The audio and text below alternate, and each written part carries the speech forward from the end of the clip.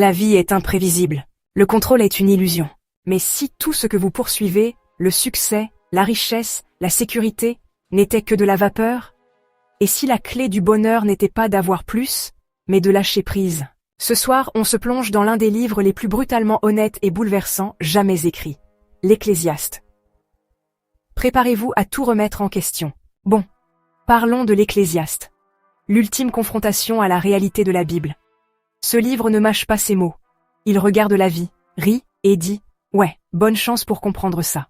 Placé parmi les livres de sagesse de l'Ancien Testament, aux côtés des Proverbes et de Job, l'Ecclésiaste est en gros l'ami sage, un peu cynique, qui a tout vu et n'a pas peur de cracher la vérité.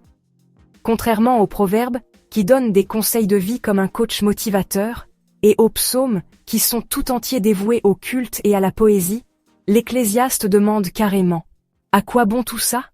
Il est traditionnellement lié au roi Salomon, bien que l'auteur se nomme Kohelet, ce qui signifie le maître, et disons-le, ce type en a vu des vertes et des pas mûres.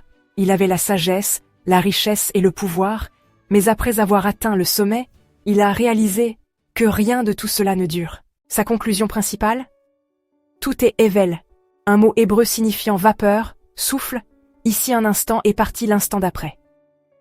Peu importe ce que vous construisez, gagnez ou accomplissez, la vie finit par vous couper l'herbe sous le pied. Amusant, n'est-ce pas?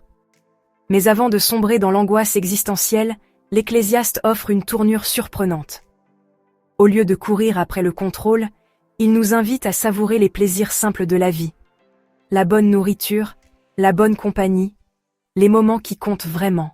Il nous rappelle que, oui, la vie est courte, imprévisible et un peu le chaos.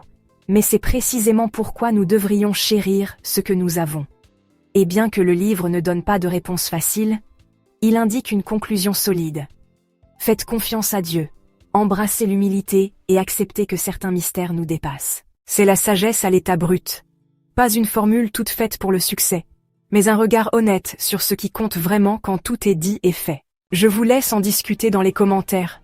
Si tout est temporaire dans la vie, qu'est-ce qui vaut la peine d'être conservé selon vous? Soutenez-nous en vous abonnant si ce n'est pas déjà fait, prenez soin de vous, prenez soin de vos proches, et je vous retrouve bientôt dans une autre vidéo.